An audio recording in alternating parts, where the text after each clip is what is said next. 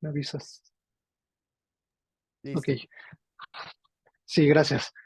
Hola, pues buenas tardes. Como ya les dijo Omar, en esta clase vamos a ver cómo generar funciones en R, algunas de las funciones más importantes que van a servir para automatizar tareas. Y ahorita en un momento les voy a decir a qué nos referimos con esto. Y finalmente, de forma muy rápida y muy general, vamos a ver los principios básicos de cómo se pueden hacer loops en R. Y también les voy a dar algunos tips adicionales de manejos de bases de datos y de automatización de tareas.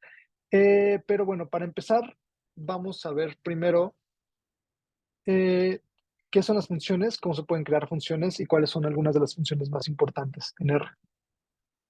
Entonces, las funciones básicamente van a ser como los bloques o las piezas fundamentales que van a permitir que el lenguaje de R funcione.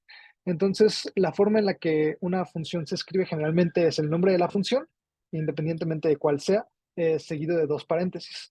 Por ejemplo, en la clase pasada vieron con Omar la función para crear un vector, que es C seguida de dos paréntesis. Y adentro de esta función pueden ingresar una gran cantidad de elementos que al final, si corren esta línea de código, les va a permitir crear un vector. En este caso, 1, 2, 3, 4, 5. Y esto se hace con la función C, que es literalmente crear vectores. También vieron con Omar la clase pasada la función para crear bases de datos o data frames, que, por ejemplo, se escribe como data.frame, los paréntesis, y adentro de esta función van, por ejemplo, varios vectores o varios elementos que ustedes quieren agrupar en una base de datos. Por ejemplo, tengo 1, 2, 3, 4, 5, 6, 7, 8, 9, 10. Entonces, aquí en este caso estoy armando dos vectores, un vector que va del 1 al 5 y otro vector que va del 6 al 10. Y como lo estoy poniendo en la función data.frame, esto me va a permitir crear una base de datos que tenga una columna con este vector y otra columna con este otro vector. Y a ver, lo vamos a correr para que vean. Aunque tenga un nombre raro, pues básicamente sí es lo que les dije que iba a suceder. Esto es nada más como poniendo ejemplos de algunas funciones que ya habían visto la clase pasada con el doctor Omar. También vieron las funciones cbind, que básicamente nos permite unir vectores por columnas, el vector 1, 2 y 3 con el vector 4, 5 y 6, por ejemplo.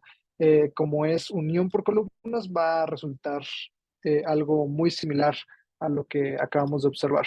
Entonces, si lo corremos, podemos observar que efectivamente nos va a unir la columna en columnas, el vector 1, 2 y 3 con el vector 4, 5 y 6. Y lo mismo pasa si lo queremos unir por filas, solo que esta vez va a ser volteado. Nos va a unir la fila 1, 2 y 3 con la fila 4, 5 y 6. Y esto es con la función rbind. Entonces, eso es nada más para ejemplificar que las funciones, además de las operaciones básicas que ya les había dicho el doctor Omar la clase pasada, que son suma, resta, multiplicación, división, algunas otras como elevar a exponentes, etcétera. Además de esas operaciones básicas, las funciones son como la herramienta básica o esencial para poder escribir el lenguaje de programación de R. Entonces hay algunos otros ejemplos de funciones importantes que eventualmente aprenderán, por ejemplo, cuando veamos estadística descriptiva, como es la media. Para calcular la media, la función es min. Entonces, como les había dicho, es el nombre de la función y dos paréntesis. Y dentro del paréntesis va todo lo que quieren meterle a la función. En este caso, todos los números con los que queremos calcular la media. Entonces, si queremos calcular la media de 9, 9, 10 y 8, corremos esta línea de código y la media es 9. Y lo mismo para calcular la mediana. La función en este caso es median. La mediana en este caso igual sería 9.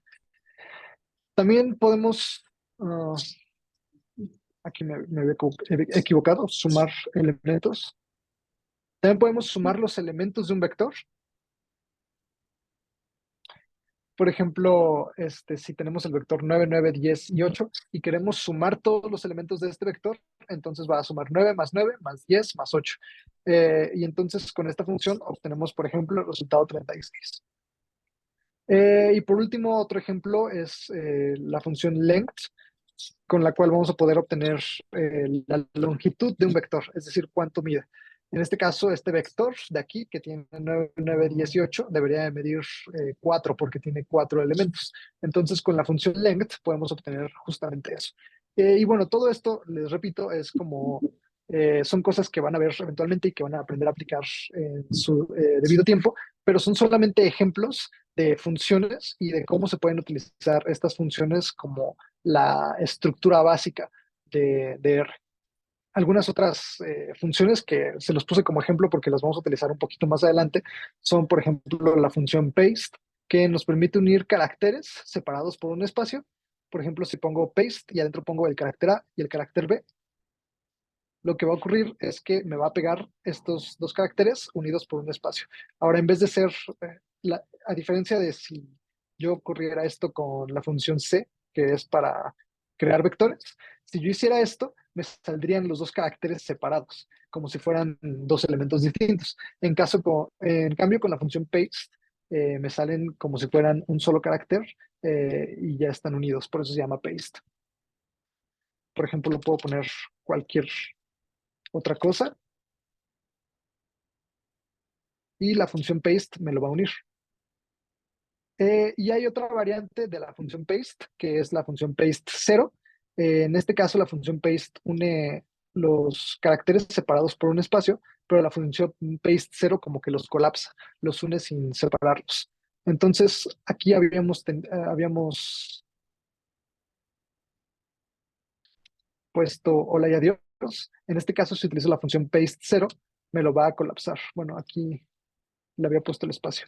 Pero en este caso me lo va a colapsar y no le va a poner espacios. Y estas funciones pueden servir para muchas cosas que ya veremos tanto en las clases de manejo de bases de datos como en las de creación de gráficos. Pero repito, son como ejemplos de funciones y de cómo estas funciones son como los elementos básicos para trabajar en R. Y para que entiendan un poquito mejor qué son las funciones y cuál es su estructura, hay algo que podemos hacer en R que es crear nuestras propias funciones. ¿Y para qué nos sirve crear nuestras propias funciones si R ya tiene un millón de funciones? Pues crear nuestras propias funciones a veces va a ser muy útil para guardar en el ambiente global, ahorita lo vamos a ver aquí, algunas acciones específicas que queramos repetir una gran cantidad de veces. Por ejemplo, y la forma en la que creamos una función es poner el nombre que le queremos asignar a la función. En este caso yo le puse función 1. La flechita que en la clase pasada el doctor Omar les había dicho que significaba para asignar un objeto, en este caso una función, a un nombre. Y entonces después, cómo funciona la creación de funciones, es que utilizamos la palabra function de función, y perdón, aquí tenía que separarlo.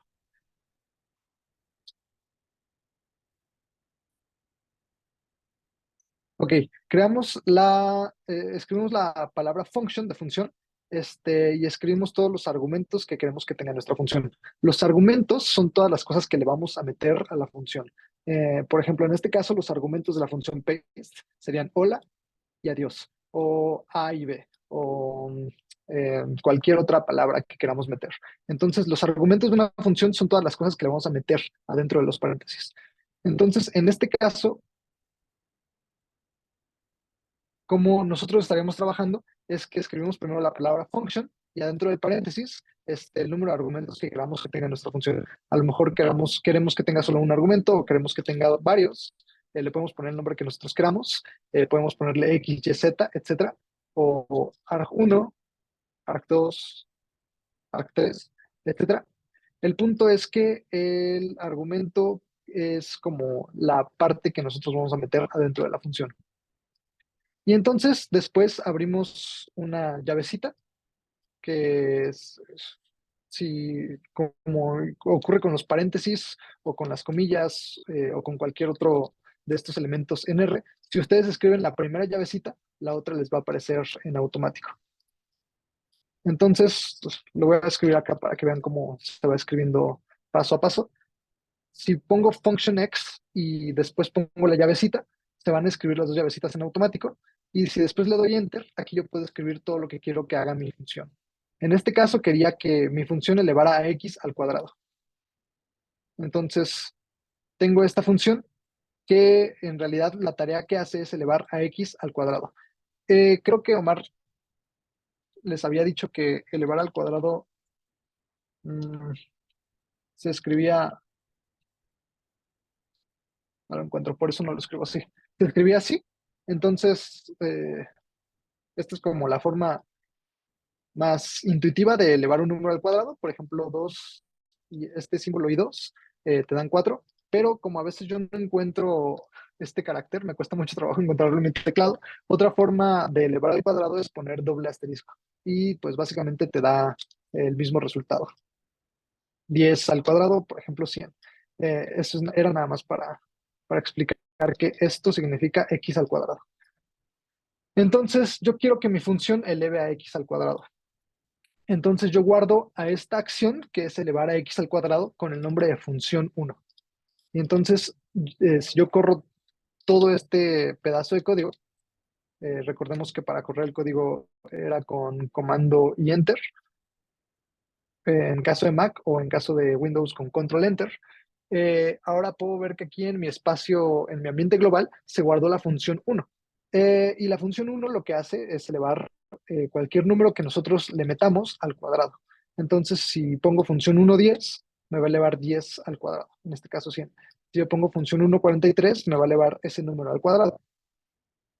Y aquí nada más quiero que vean que en realidad no tenemos que poner que el argumento sea x siempre. Por ejemplo, les había dicho que puede ser arg1 y aquí tenemos que poner que arg1 al cuadrado. Y de todas formas funciona, porque la función sigue siendo el argumento, que es lo que está dentro, elevado al cuadrado. Solo es como una cuestión de sintaxis, de nomenclatura, que la mayoría de las veces ponemos x. En este caso, yo lo voy a dejar así.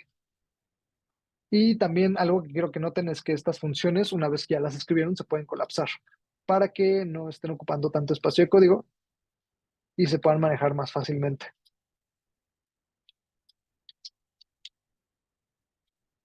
Pero, bueno, eso es como lo más básico que puedes hacer con una función.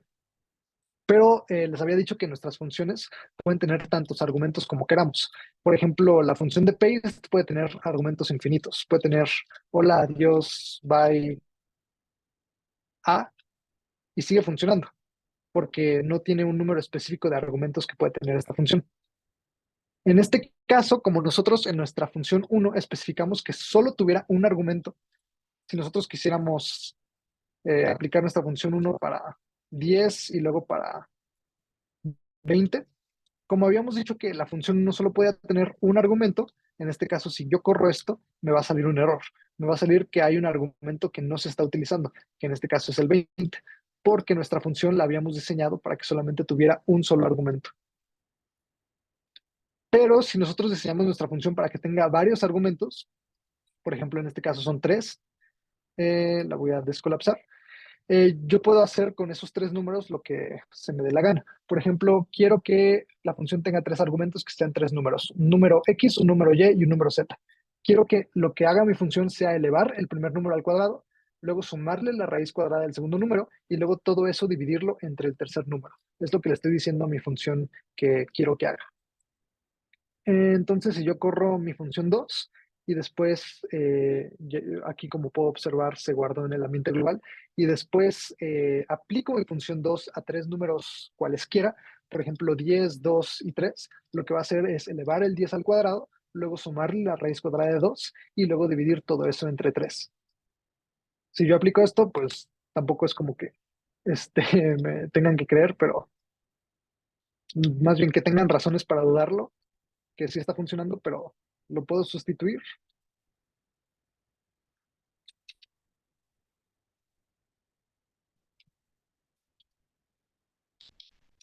y sale el mismo número. Solo que ahora en vez de escribir todo esto, nada más escribir función 2.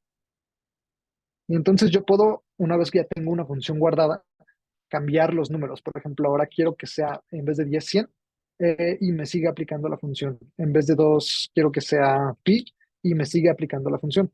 Solo que varió muy poquito, que sea 500, ese número. Y me sigue aplicando la función. Sí. Y ahora algo que tienen que saber es que escribir una función debemos de especificar todos los argumentos que nosotros le habíamos puesto en un inicio. Por ejemplo, aquí tiene tres argumentos y aquí estoy especificando la función con tres argumentos. Entonces, si yo quisiera aplicar mi función 2 que habíamos especificado que debe de tener tres argumentos, solamente con el número 10 me va a salir error, porque están faltando el argumento y, y en caso de que yo le ponga el 2 pero no le ponga el 3 me va a decir que está faltando el argumento z. Eso es como una regla, que al usar una función debemos de especificar todos los argumentos que le habíamos, con la que lo habíamos diseñado. Y hay varias formas de hacer esto. La que ya les había mostrado, que es nada más poner los números eh, y que sí funciona. Después también podemos especificar el argumento al que estamos refiriendo. Por ejemplo, poner quiero que X sea 10, quiero que Y sea 2 y que Z sea 3. Y esto es útil a veces porque en caso de que pongamos los números, va a asumir que el 10 es el primero, el 2 es el segundo y el 3 es el tercer argumento. Pero en caso de que por alguna razón, por comodidad o por cualquier otra cosa, yo quisiera cambiar los números, pero quisiera que sigan siendo los mismos argumentos, si yo especifico quiero que Y sea 2, quiero que Z sea 3 y quiero que X sea 10. En realidad no importa el orden en el que los ponga porque estoy especificando a cuál quiero que corresponda cada uno. Y entonces todos estos tres nos deben de dar el mismo resultado. Pero si yo cambiara, por ejemplo, los números de orden sin especificar el argumento, ahí sí ya cambiaría bastante la cosa. Porque está asumiendo, si no le pongo nada, que el 3 es el primer argumento, este es el segundo argumento y este es el tercer argumento. En este caso, X, Y, Z.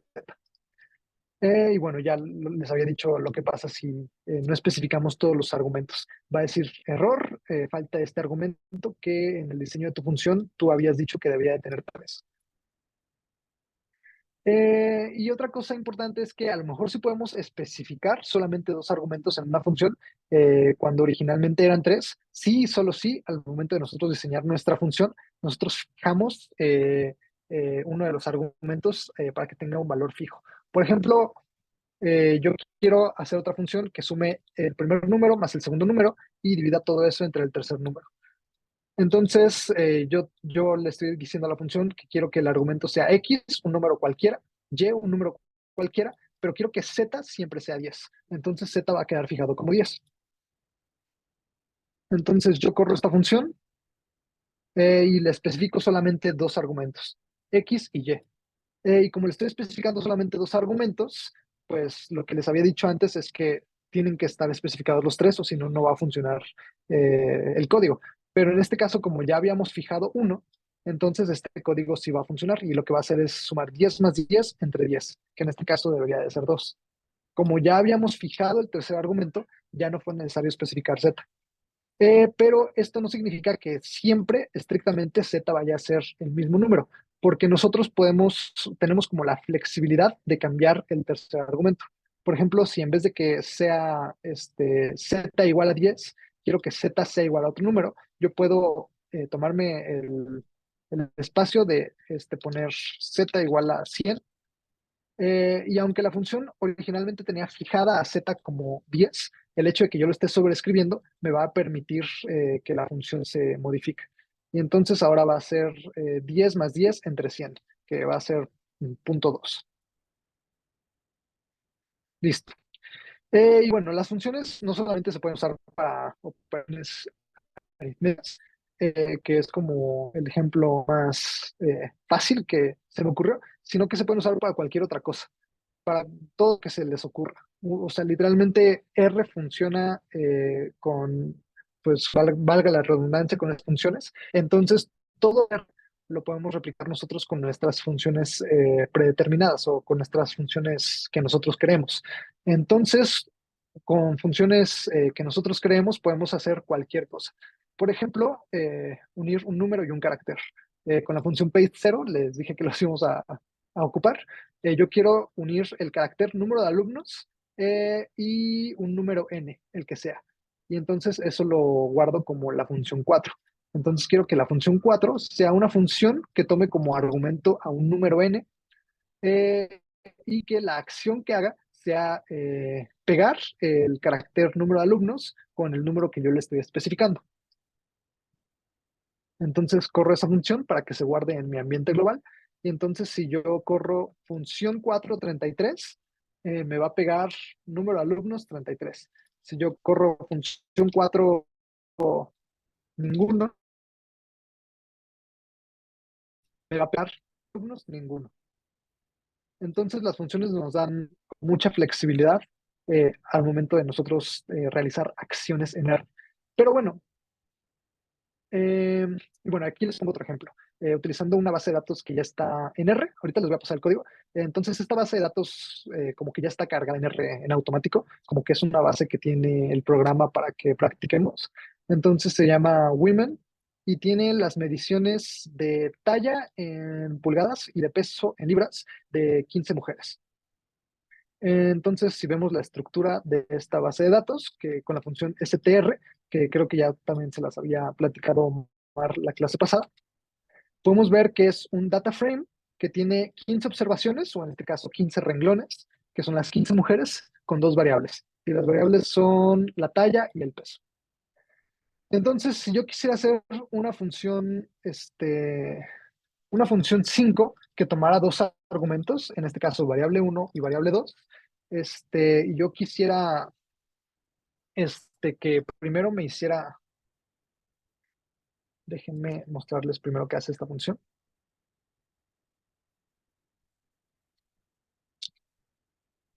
Esto ya también lo habían visto con el doctor Mar, que es para elegir dentro de una base de datos cuál es la variable a la que querían ustedes llamar o la que querían imprimir. Entonces esto lo hacen con el signo de pesos, la base de datos, signo de pesos y la variable que quieren escoger. Entonces, en este caso, si yo corro este código, me va a salir nada más las tallas de las mujeres, como pueden ver aquí. Les recuerdo que están en pulgadas. Y si yo utilizo la función summary, voy a obtener como un resumen de esa variable. Entonces, si yo pongo summary y base de datos women, signo de pesos para elegir una variable y height, lo que va a aparecer es el resumen de la variable talla. Y entonces puedo ver que el mínimo de talla es de 58 pulgadas, la mediana y la media son de 65 pulgadas y el máximo de talla es de 72 pulgadas. Ese es como el resumen a grandes rasgos. Y por ejemplo, si yo quisiera crear una tabla resumiendo las dos variables, talla y peso, lo puedo hacer mediante una función predeterminada. Entonces, hago lo mismo que ya les había dicho, hago la función, pongo los argumentos que quiero que la función tome, en este caso var 1 y var 2, ya no usé x y y, usé una nomenclatura diferente, pero eso en realidad da un poquito igual. Eh, y aquí estoy haciendo algo más. Estoy guardando summary de la variable 1 como un objeto llamado talla y el summary de la variable 2 como un objeto llamado peso. Y después estoy uniendo el objeto talla, que era el resumen de la variable 1, y el objeto peso, que era el de la variable 2. Y entonces ahorita van a ver lo que ocurre con esta función. Tengo una función 5 que ocupa dos argumentos, una variable 1 y una variable 2. Entonces, para mi variable 1 voy a tomar el peso, digo la talla, y para el argumento 2, la variable 2, voy a tomar el peso. Y si yo corro esta función, me va a salir una tablita en la que me dice el mínimo, el primer cuartil, la mediana, la media, tercer cuartil y el máximo, tanto para talla como para peso, unidos como en dos columnas distintas. Y eso es lo que hace esta función. Les digo, las funciones es otro ejemplo nada más. Pueden hacer cualquier cosa, estas funciones en R. Pero a lo mejor algunos de estos ejemplos no les parecen tan útiles porque pues había hecho una función específicamente para la función uno para calcular x al cuadrado. Pero pues esto yo lo puedo hacer muy fácilmente poniendo, por ejemplo, 10 al cuadrado o 100 al cuadrado o 20 al cuadrado. Y esto pues a lo mejor ocupa menos espacio y es más fácil de escribir que estar haciendo tu propia función. O lo que les había dicho aquí, hacer una tablita con el resumen de la variable uno y el resumen de la variable 2. Yo puedo hacer eso directamente poniendo nada más summary y la base de datos, sin estar especificando qué variables quiero. Entonces lo corro y pues me sale exactamente lo mismo que había hecho con la función. Entonces, hay funciones que ya están integradas en R que obviamente van a ser útiles y que no tenemos que estar haciendo nuestra propia función para todo. Entonces, en lo que realmente es útil una función predeterminada o una función que nosotros estemos creando es cuando tenemos acciones o tareas que ocupan mucho espacio de código y que queremos repetir una gran cantidad de veces. Por ejemplo, si yo quisiera de esta base de datos de Women sacar sus índices de masa corporal, primero tendría que pasar las unidades a centímetros y a kilogramos. Entonces, para eso primero tendría que multiplicar la estatura por 2,54 y guardarlo en un nuevo objeto, que en este caso estoy llamando height, guión bajo centímetros. Y lo mismo con el peso, tendría que convertirlo a kilogramos, tendría que multiplicarlo por 0,45 y guardarlo en un objeto que estoy llamando weight-kilogramos. Entonces yo hago esto y ahora observo que mis variables que acabo de guardar, pues ahora ya están en las unidades que yo deseo. Y entonces ahora sí hago la fórmula del IMC, que es kilogramos peso sobre talla al cuadrado. En este caso, como la talla estaba en centímetros, ahora la tengo que pasar a metros dividiéndola entre 100. Entonces, si yo hago todo esto, ahora sí puedo obtener mi índice de masa corporal. Y está bien, es válido hacerlo paso por paso, pero imagínense que en este caso tengo solamente una base de datos, pero imagínense que tengo 5 bases de datos. Entonces tendría que copiar y pegar esto 5 veces y en cada uno de estos pedazos de código tendría que cambiarlo para especificar cuál es la base de datos eh, en la que quiero calcular el índice de masa corporal, lo cual pues ya no me está ocupando poquito espacio. Ahora me está ocupando, en vez de 3 líneas, me está ocupando 15 líneas de código. Entonces, en este caso sí es útil hacer funciones, porque son tareas que no son tan sencillas como para hacer por separado y que además a lo mejor puedo tener que utilizar una gran cantidad de veces. Entonces, si yo hago la función imc-units, quiero que tenga los argumentos talla y peso. Y entonces lo primero que voy a hacer es lo mismo que hice arriba, asignarle a un objeto llamado talla centímetros, la talla ya transformada en centímetros, después a un objeto llamado peso kilogramos, el peso ya convertido, y después calcular el IMC. O sea, es literalmente esto que hice aquí, pero adentro de la función. Y después le pongo IMC porque quiero que me regrese el índice de masa corporal. Porque, bueno, ahorita les explico por qué puse este IMC hasta el final. Y entonces, ahora sí, recordemos que mi función imc-units toma dos argumentos, un peso y una talla. Entonces, yo pongo imc, lo corro, y pongo imc-units. Quiero que tome como argumentos la talla de la base de datos women y el peso de la base de datos women. Y cuando yo hago esto, me calcula el IMC más rápido. Y entonces, a lo mejor yo puedo tener una base de datos distinta, como por ejemplo que la base de datos se llamara base 3. Y en vez de tener que calcular todo esto, el índice de masa corporal con estas 3 líneas de código, lo puedo hacer ahora que ya tengo mi función guardada, solamente de esta manera y en automático. Y eso es algo como que es más sencillo, ahorra espacio y a lo mejor te ayuda a ser un poquito más organizado al momento de escribir tu código. Y eso es a lo que me refería con que las funciones realmente son útiles cuando tienes acciones que quieres realizar una gran cantidad de veces. Y bueno, aquí les dije que les iba a decir por qué había puesto el IMC al final.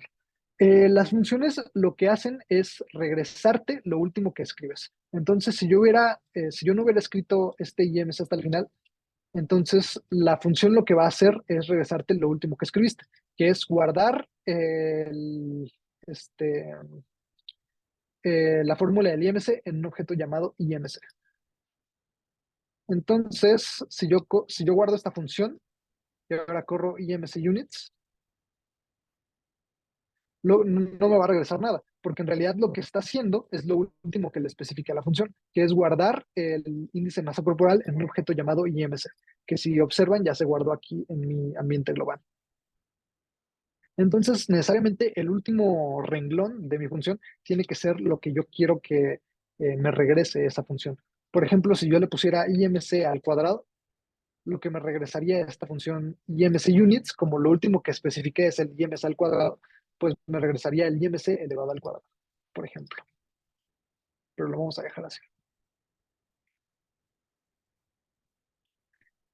Y esto es como a grandes rasgos cuál es la estructura de una función, cómo puedo crear yo mis propias funciones y algunas de las funciones son ejemplos, no son todas las más importantes, pero algunas funciones importantes que pueden encontrarse en R.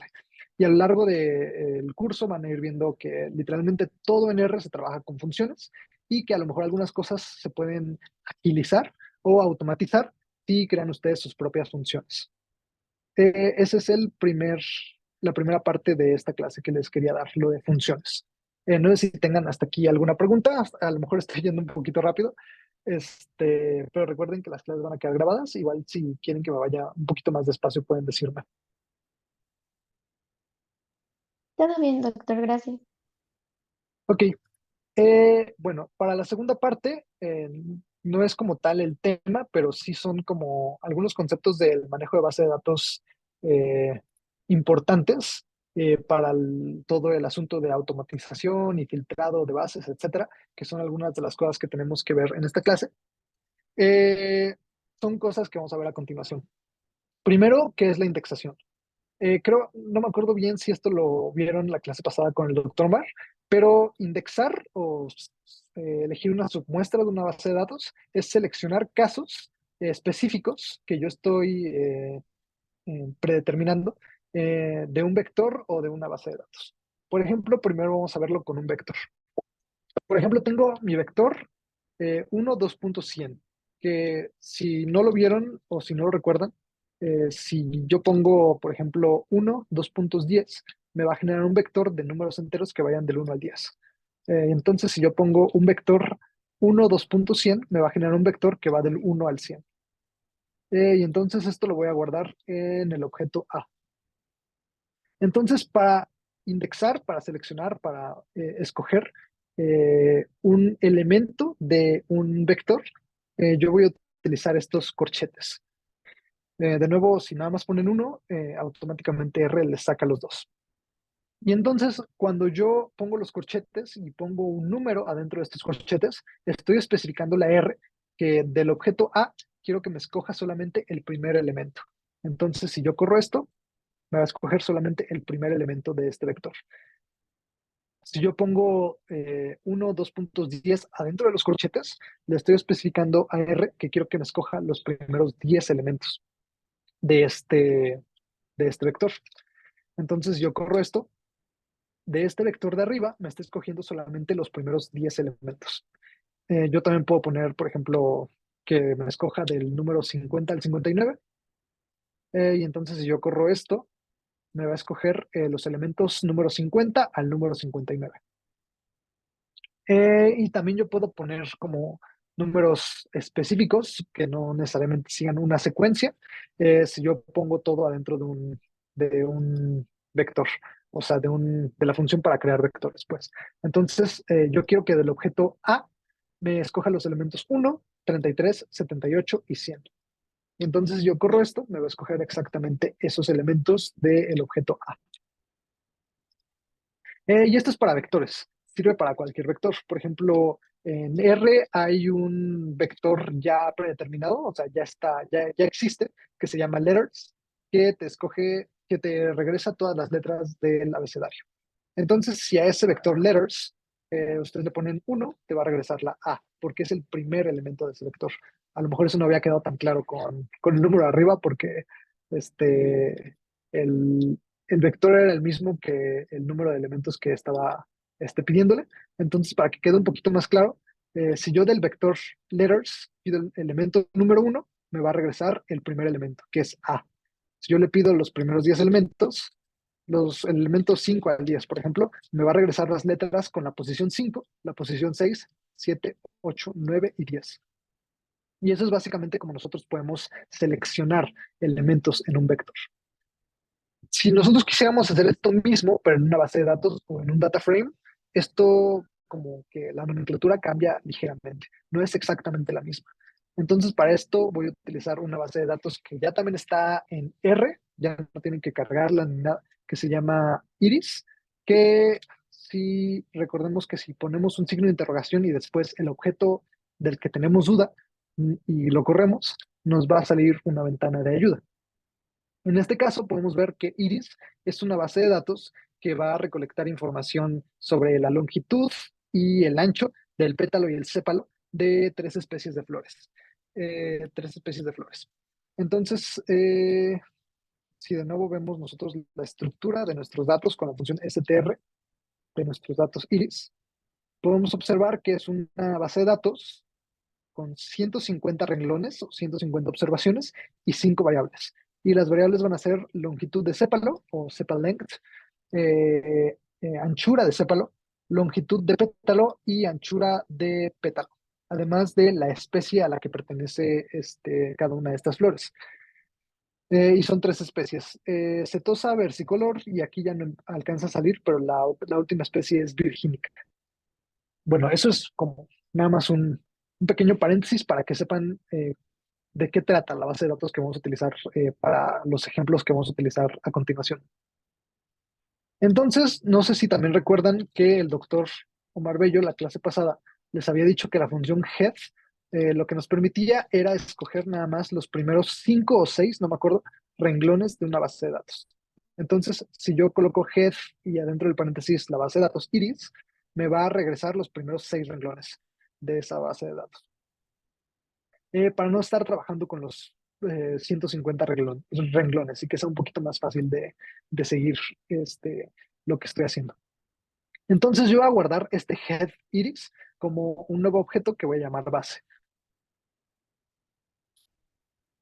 Entonces yo corro esto y ya aparece en mi ambiente global que base va a ser esta base de datos nueva que es los primeros 6 renglones de iris.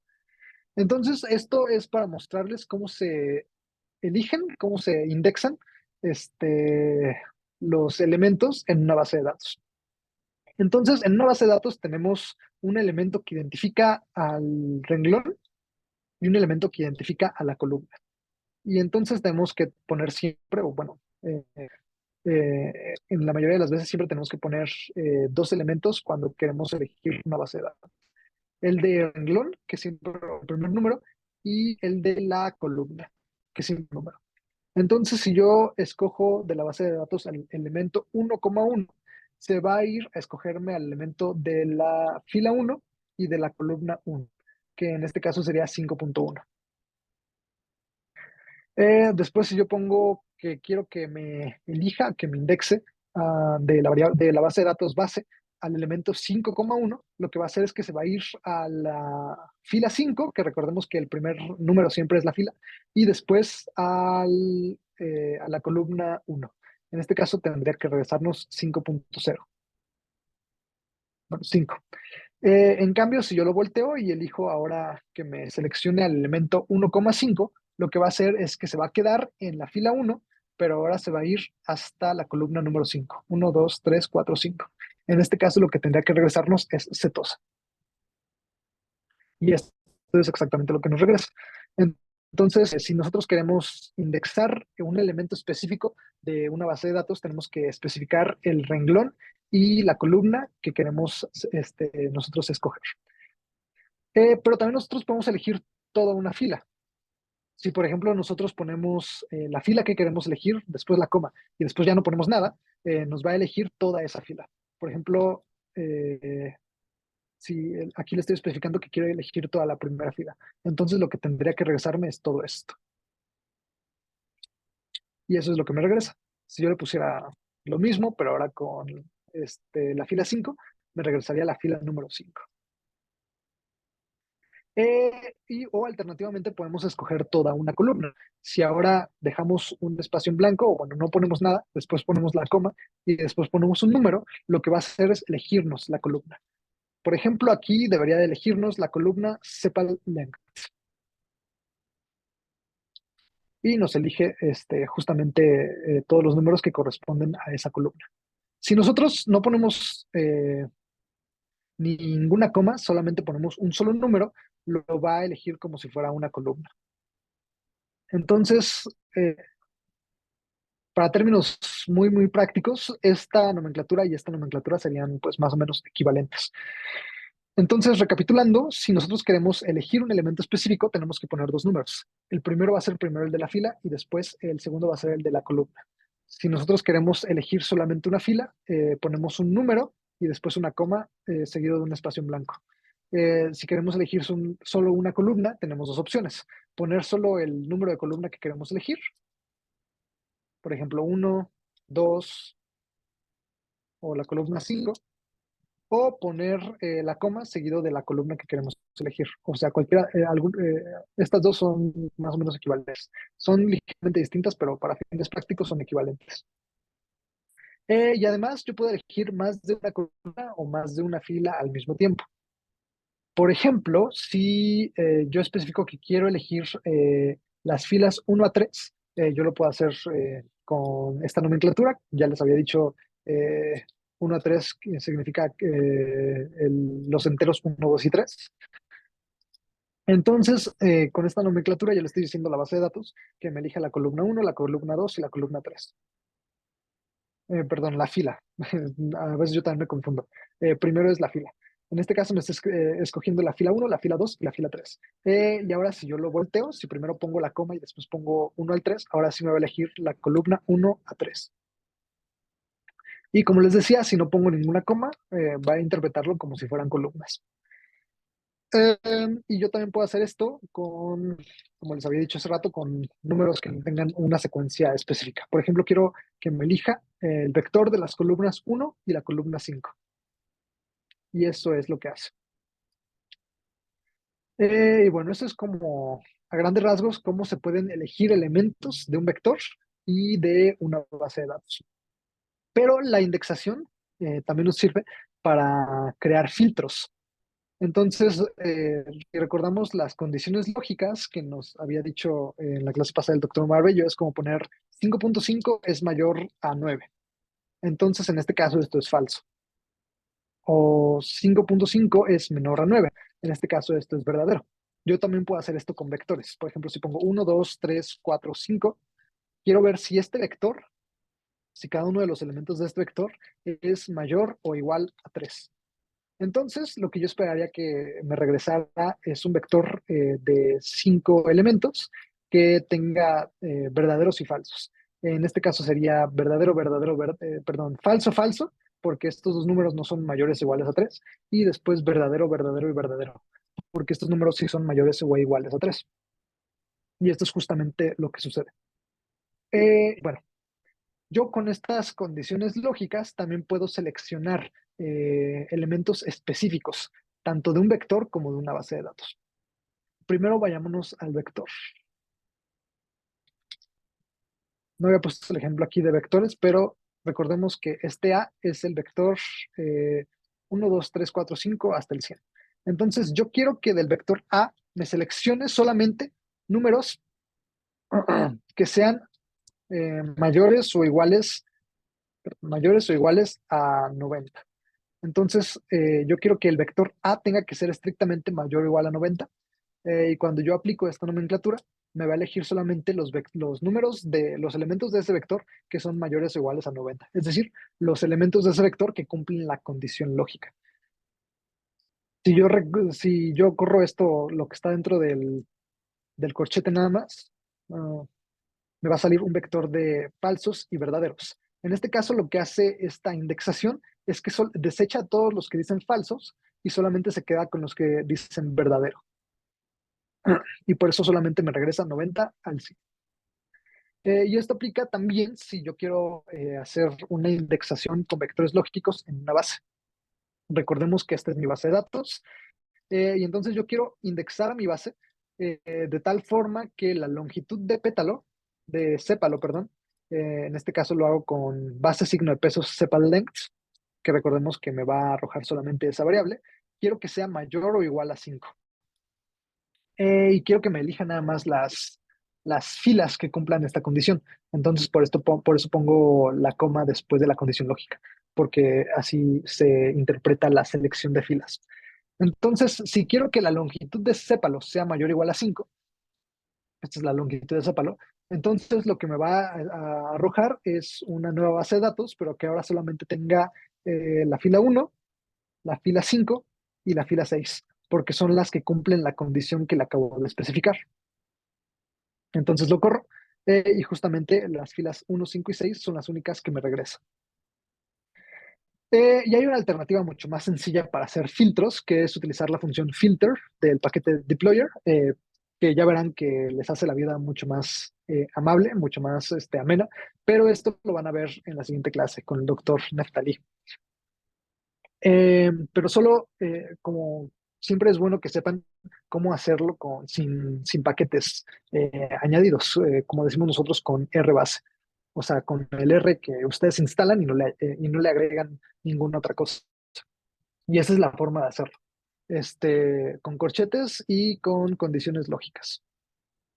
Y algunas, a lo mejor esto en este momento no les parece tan aplicable, pero si ahorita no tengo una base de datos médica, pero si les quisiera poner un ejemplo, si yo tuviera una base de datos de pacientes a los que les miden laboratorios y quiero quedarme nada más con aquellos que tenga sospecha de diagnóstico de diabetes,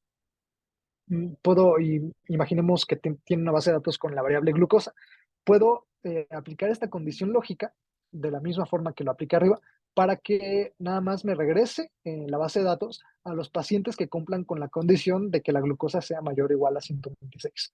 Igual, si tuviera una base de datos de pacientes con presión arterial, y quisiera quedarme con aquellos con hipertensión, aplico esta indexación o estos filtros de manera que solamente me deje a pacientes que tengan una presión arterial sistólica mayor o igual a 140. Es como un ejemplo de que esta herramienta en particular de R sí es muy útil, la indexación, porque nos permite aplicar filtros.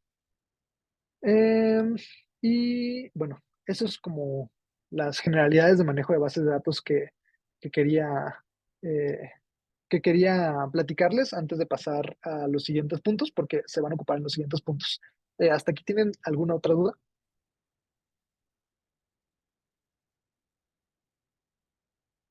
No, doctor, todo bien, gracias. Ok, entonces ahora les voy a platicar de una serie de funciones, perdón, una serie de funciones que pertenecen a la familia apply. Así se le dice a la familia porque está la función apply, luego está la función lapply, supply, la función tapply, etcétera. Entonces, el punto de todo esto es que todas empiezan con apply, por eso se le llama funciones de la familia apply. Y es como una introducción a cómo se pueden empezar a automatizar tareas en R. Entonces, lo que hace primero la función apply es aplicar una función, la que sea, la media, la mediana, la desviación estándar, etcétera, etcétera, incluso funciones predeterminadas que yo estoy creando. Aplica esta función a lo largo de toda una fila o toda una columna en una base de datos. Entonces, de nuevo, les voy a poner como ejemplo esta base de datos llamada Iris, y aquí voy a aprovechar para decir algo que había dicho sobre indexación. Yo puedo escoger, por ejemplo, la base de datos Iris que solamente me capture la variable 5, la columna 5, y eso es lo que hace. Pero también puedo escoger, si pongo un signo negativo, todas las demás variables que no sean las 5. Entonces, si yo pongo esto, me va a escoger la columna 1, la columna 2, la columna 3, la columna 4, pero como puse menos 5, entonces aquí está omitiendo la columna 5. Esto es como otro truquillo de nomenclatura que se me había pasado decirles arriba. Y lo mismo pasa si yo lo aplico para las filas. Quiero que primero me elija de las filas 1 al 10, me elige las filas 1 al 10. Perfecto. Pero ahora quiero que justo no me elija las filas 1 a la 10. Entonces que me elija todas las demás excepto estas. Entonces nada más le pongo el signo de menos. Y entonces me escoge, son muchas, me escoge a partir de la 11 hasta la 150. Esto es nada más algo que se me había pasado comentarles. Entonces, aquí lo digo porque en este caso yo quiero trabajar solamente con mis columnas numéricas, que en este caso son las longitudes y las anchuras. No quiero, en este caso, voy a ignorar, voy a eliminar la columna de especias, que es la que me va a decir el tipo de flor a la que nos estamos refiriendo. Entonces, yo puedo hacer eso igual con la indexación o con la selección de elementos. Entonces, lo que estoy haciendo aquí, estoy eligiendo las primeras 10 filas, las filas 1 a la 10, y estoy eliminando la columna número 5. Entonces, si yo corro esto, justamente me va a elegir las primeras 10 filas y me va a eliminar la columna que yo estoy especificando que quiero que me quite.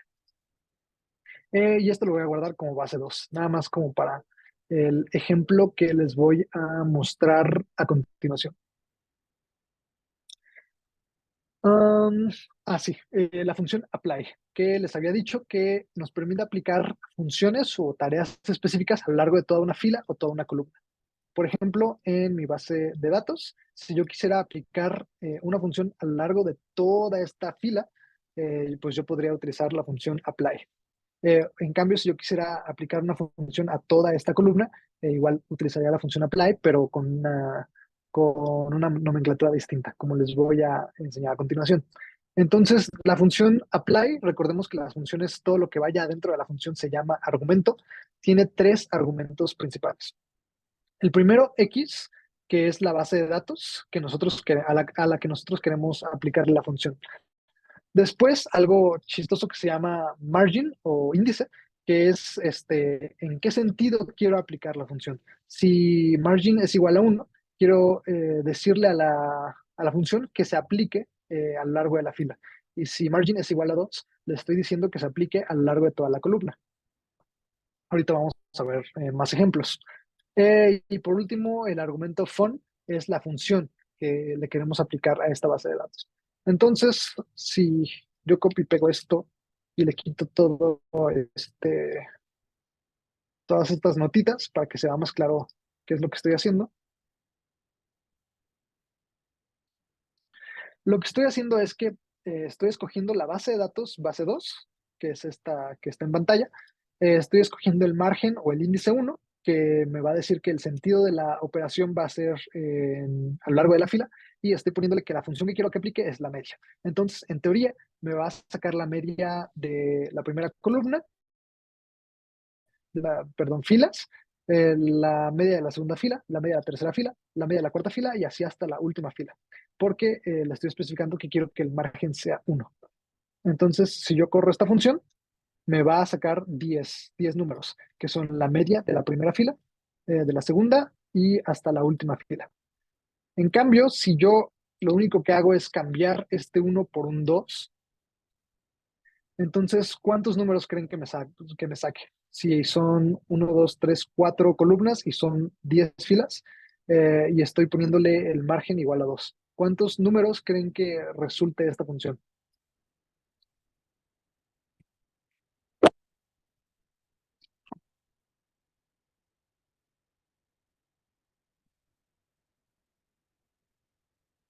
Solo serían cuatro, ¿no?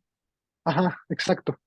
Porque como estoy ahora en este caso aplicando la función a lo largo de las columnas, me va a sacar, y estoy aplicando la media, me va a sacar la media de la primera columna, después la media de la segunda, tercera y cuarta.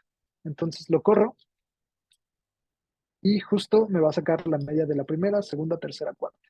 Muy bien. Y es lo que les pongo acá abajo. Media de cada fila. No, este sería de cada fila. Media de cada fila, por ejemplo. Después, si yo cambio la función que quiero aplicar y en vez de min le pongo sum, lo que va a hacer es sumar todas las filas. Entonces me va a poner 5.1 más 3.5 más 1.4 más 0.2, y esto para todas las filas. Entonces la suma de cada fila y me va a regresar 10 números. Después ahora quiero, no sé, por ejemplo, sacar la desviación estándar de cada columna.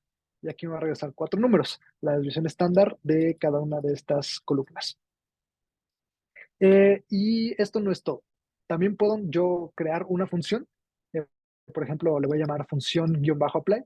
Habíamos dicho que la nomenclatura para crear una función es poner la palabra function, después el número de argumentos que quiero que tenga mi función y cuál es el argumento, en este caso X, las llavecitas, de abrir y cerrar, y adentro lo que quiero que haga mi función.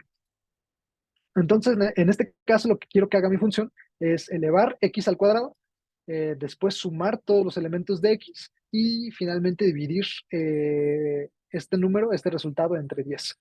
Entonces, si yo ya guardé mi función, función-apply, eh, si yo ahora utilizo esta línea de código, pero en vez de ponerle media o suma o desviación estándar, le pongo mi función preespecificada, entonces lo que voy a hacer es que en este caso el margen es 2.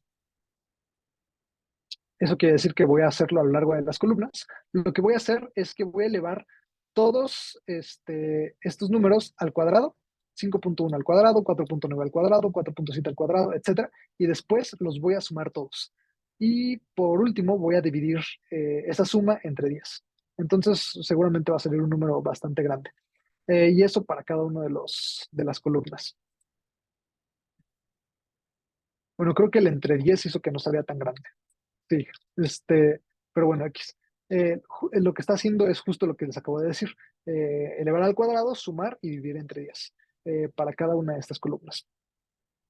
Y esto es útil porque a lo mejor en vez de esta operación random, hubiera querido, por ejemplo, hacer con margen igual a 1, es decir, a lo largo de la base. Bueno, perdón. Recordemos que teníamos otra base de datos que se llamaba Women, que tenía peso y talla. Entonces, a lo mejor esto es muy útil porque a lo mejor mi función predeterminada, función X, es justamente la de sacar el índice de masa corporal. Imaginemos, no la tengo hecha ahorita, así que no la voy a aplicar, pero entonces lo que podría hacer es sacar el índice de masa corporal con el margen igual a 1. Esto quiere decir que voy a sacar el índice de masa corporal de la fila 1, después de la fila 2, después de la fila 3 y así hasta la fila 15. Y eso como que facilitaría mucho más el cálculo del índice de masa corporal de lo que ya lo estaba haciendo cuando creaba mi función predeterminada. Entonces, esta función como apply, justo lo que va a permitir es como acelerar eh, las operaciones que quiero aplicarle a mi base de datos. Y lo puedo hacer a lo largo de las filas o a lo largo de las columnas. Otro ejemplo que se me ocurre, además del índice de masa corporal, se me acaba de ocurrir, por eso no lo tenía preparado en la base de datos, es por ejemplo si tengo una base de pacientes con comorbilidades. Entonces pongamos que, lo voy a hacer así, rapidito, en fin que todavía tenemos algo de tiempo. Pongamos que son 3 pacientes. Entonces, el primer paciente no tiene diabetes, el segundo paciente no tiene diabetes y el tercer paciente sí tiene diabetes. Después lo mismo, le voy a poner números random, para hipertensión. Después lo mismo para cáncer.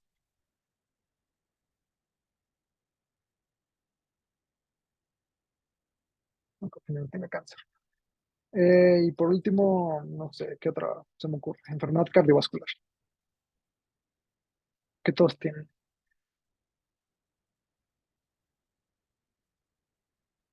Y después yo quiero hacer una base de datos.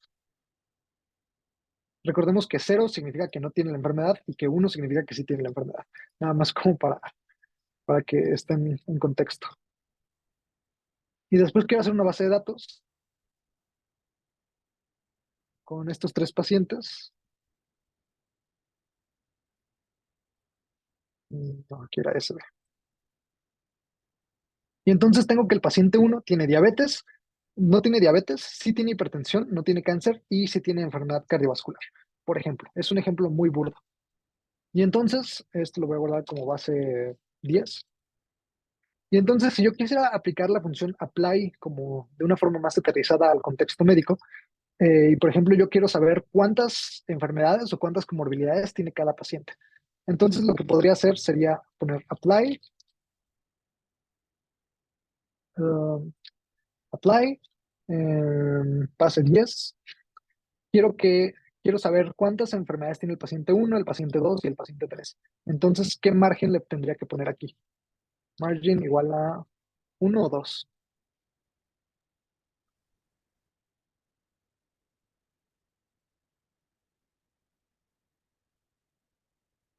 si quiero saber, 2, ¿no? en el chat pusieron que uno, y sí, justo sería uno, porque quiero, por ejemplo, este es el paciente uno, y quiero saber cuántas enfermedades tiene el paciente uno. Si yo le pusiera el 2, lo que estaría diciendo es cuántos pacientes tienen diabetes, cuántos pacientes tienen hipertensión, cuántos tienen cáncer, cuántos tienen enfermedad cardiovascular, que a lo mejor también es útil, pero en este caso lo que quiero saber es cuántas enfermedades tiene cada paciente. Y entonces yo utilizo la función sum para sumar. Entonces, literalmente me va a sumar unos y va a ignorar los ceros. Y entonces aquí yo puedo saber que el primer paciente tiene dos enfermedades, el segundo paciente tiene solamente una enfermedad y el tercer paciente tiene tres enfermedades. Y bueno, ya nada más para cerrar este ejemplo, si pusiera esto mismo, pero con margen 2, como habían dicho ahorita, entonces podría saber que hay un paciente que tiene diabetes, hay dos pacientes que tienen hipertensión, ningún paciente tiene cáncer y tres pacientes tienen enfermedad cardiovascular. Y eso, imagínenselo en una base de datos de 10,000 participantes, pues es una función es una aplicación bastante útil de esta función apply. Hay Y una bueno, eso es mano un ejemplo. levantada, Fermín, Sí, perdón. sí, perdón, no lo había visto. Adelante. Sí, gracias, doctor. Una pregunta. Aquí, por ejemplo, usted dice que si ponemos margen uno, pues es de todas las filas y margen 2 de columna. Pero si, por ejemplo, Ujú. queremos solo saber de un paciente en específico, por ejemplo, el paciente 2, ¿cómo le haríamos para solo calcular del paciente 2? ¿O eso no se puede? Pues si quisieras, sí, sí se puede, pero o sea, justo el propósito de la función apply es calcularlo a gran escala. Si quisieras calcularlo solamente de un solo paciente, pues podrías poner base 10 y cuál es el paciente que quieres calcular. Por ejemplo, uno, y entonces coges al paciente uno. Y entonces ya a todo esto le pones la función sum para sumar cuántas enfermedades tiene el paciente uno. Y tiene dos, el paciente. ¿Por qué salió dos? Sí, debía ser tres. Uno, dos, tres. Mm, Dos porque es hipertensión y enfermedad cardiovascular. no, sí, sí, es que yo estaba viendo también uno de acá, De que es hecho, el Carlos, si índice me del paciente uno. permites Sí, interceder, en la línea 182 donde tienes apply, ujú, que es donde, es donde calcularías precisamente, perdón, sería la línea 183. Em, nada más, si quisiera nada más calcular, por ejemplo, la suma del paciente número 2, lo que puedes hacer es indexarlo, sacar el índice 2 al final de apply, abres corchete al final y pones el número 2 por ejemplo, y eso te daría nada más la sí, suma del paciente 2 por ejemplo. sí, sería como, estas dos líneas serían como equivalentes. Las dos me van a dar uno. Entonces, esto estoy aquí aplicando, aquí estoy obteniendo el número de comorbilidades de todos los pacientes y después quiero escoger nada más el número de comorbilidades del paciente 2. Al revés, estoy escogiendo al paciente 2 y después quiero saber cuántas comorbilidades tiene. Pues es como dos formas de llegar al mismo resultado. Sí, Gracias, por doctor. nada. Bueno, aquí les voy a pasar este código. Entonces aquí voy a poner para escoger solo un caso. Um,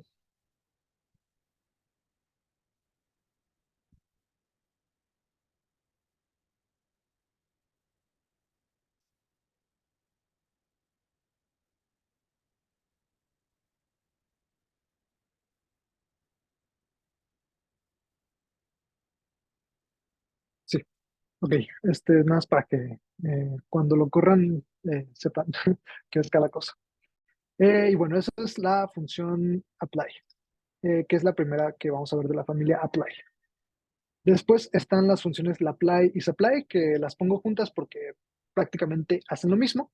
Y estas lo que hacen es trabajar con listas. Creo que el doctor Omar no les había explicado lo que es una lista, pero si las bases de datos son como colecciones ordenadas de vectores, las listas a lo mejor podrían definirse, también no sé la definición exacta de una lista en R, pero podrían definirse como colecciones no necesariamente ordenadas de vectores. Y con esto me refiero, por ejemplo, a... Con ordenado me refiero a que siempre todos estos vectores van a tener como el mismo número de elementos de la columna uno, va a tener el mismo número de elementos que la columna 2, que la columna 3, que la columna 4 y que la columna 5. Si yo quisiera hacer una base de datos de una variable con 4 elementos y una con 5 elementos, me marcaría error, me marcaría que los números de elementos no son compatibles. Eh, es más, vamos a hacerlo rápido, como data.frame 1 al 3 y los números 1 al 4. Entonces, con esto quiero hacer una base de datos con el vector 1, 2 y 3 y el vector 1, 2, 3 y 4. Entonces, si yo quisiera hacer una base de datos, como forzosamente los data frames son arreglos ordenados, me va a decir que no se puede porque hay diferentes números de filas, 3 y 4.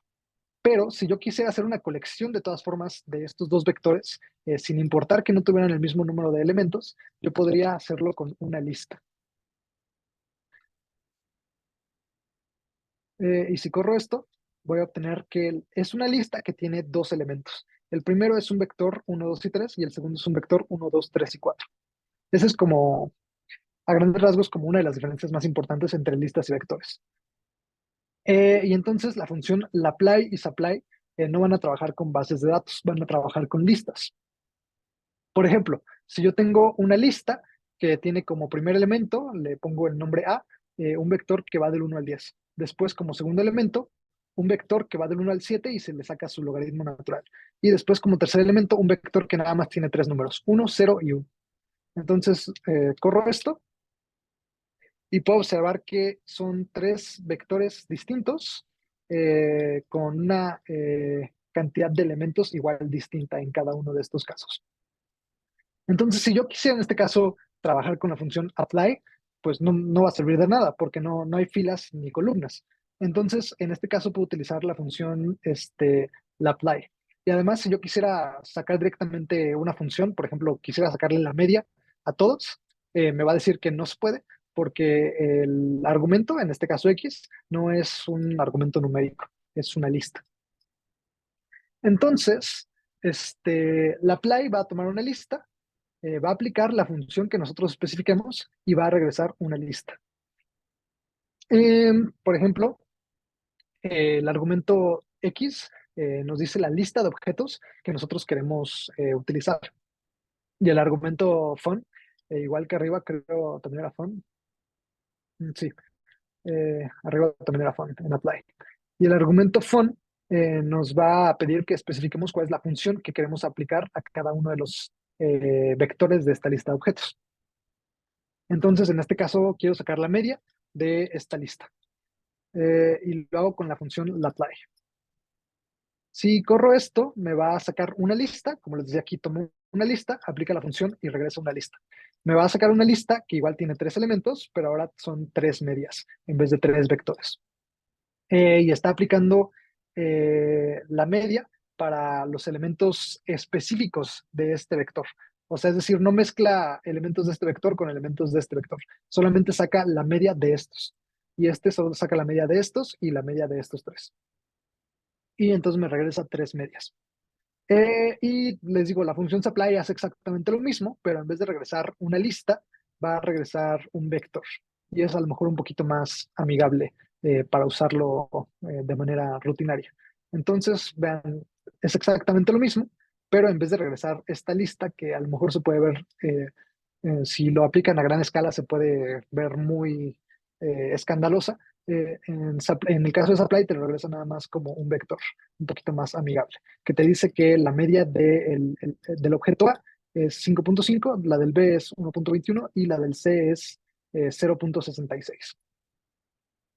Y esto aplica exactamente igual que la función apply, o sea, eh, en- con lo que me refiero a esto es que lo pueden utilizar para cualquier función, obviamente que sea compatible con los datos, Por ejemplo, si quieren sumar todos los elementos de cada objeto de la lista, por ejemplo, al parecer sumar 1, 2, 3, 4, 5, 6, 7, 8, 9, 10 da 55, después 8.52 para el otro y 2 para el tercero.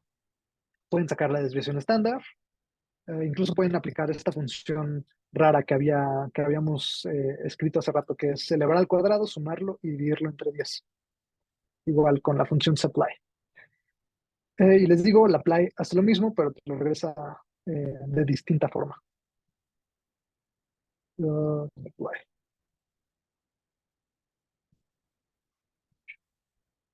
Supply. Y listo. Y lo que les decía hace rato es que obviamente la función tiene que ser compatible con los datos que le están metiendo a su vector. Por ejemplo, si yo hiciera un vector, lo voy a copiar y pegar para que ya no me cueste tanto trabajo. Un vector que ahora, aquí lo voy a poner. La función debe de ser compatible con los datos. Por ejemplo,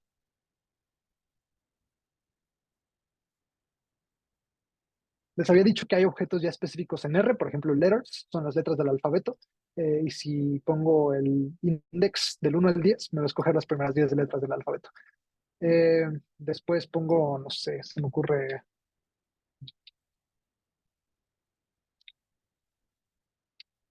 no sé, A, B, C, ya no les voy a poner A, B, y en el vector C pongo, lo dejo así, entonces voy a llamar Y. Ahora mi lista va a ser una lista primero de un carácter, que va a ser las letras del alfabeto de la 1 a la 10. Después el segundo vector también va a ser un carácter, que va a ser la A y la B. Y el tercero va a ser un número. Eso es como otra propiedad de las listas. A diferencia de las matrices, que a veces te pide que sean de la misma clase, o de los vectores que siempre te van a pedir que sean de la misma clase, no puedes mezclar caracteres con números.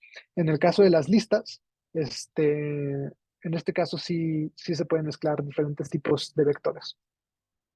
Y bueno, les decía que tienen que ser las funciones compatibles con los datos. Por ejemplo, no se puede sumar A más B más C más D más D. Entonces, si yo quiero aplicar suma de caracteres, si yo quiero aplicar esta función, por ejemplo, suma, pero ahora quiero aplicarla a la lista Y, me va a decir que no se puede. Que no, que el argumento es inválido porque el tipo de argumento es un carácter. Pues la suma no aplica para los caracteres. En cambio, yo puedo usar, por ejemplo, la función paste 0, que habíamos dicho que es la que colapsa los caracteres y los une como si fueran uno solo.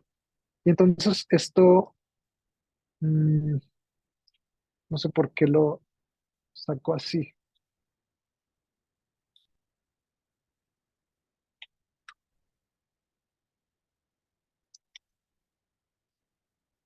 Chistoso. O sea, yo pensé que el resultado iba a ser como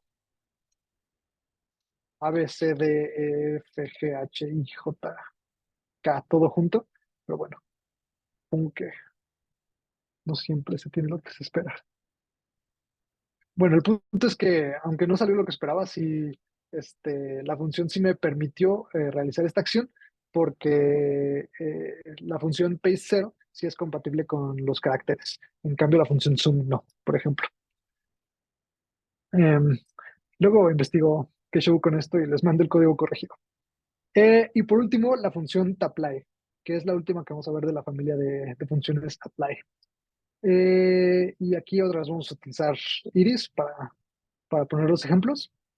Y entonces lo que hace tapply es que va a tomar una variable, le va a aplicar una función, pero la diferencia con todas las demás funciones que hemos visto es que va a estratificar. Va a estratificar esta función en distintos niveles, que nosotros le vamos a especificar con el argumento index. Entonces, para que quede más claro el ejemplo.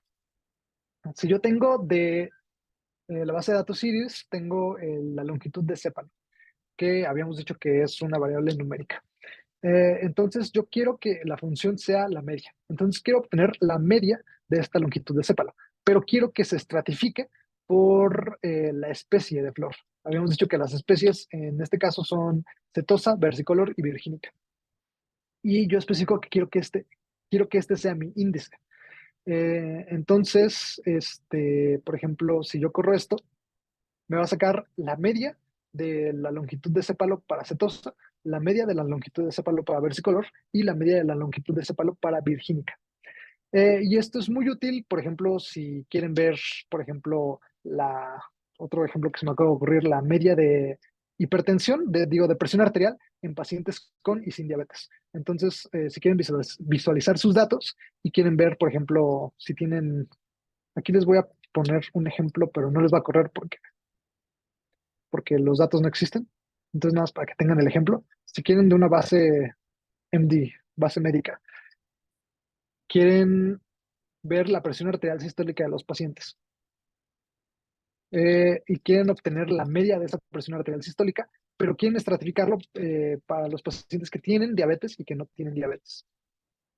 Entonces, lo que les va a regresar esto, si lo tuviera que poner aquí, es como una tablita muy parecida a esta, pero en vez de cetosa va a decir sanos y diabetes. Y abajo les va a poner la media de presión arterial. Por ejemplo, a lo mejor los sanos tienen una media de presión arterial de 123 sistólica.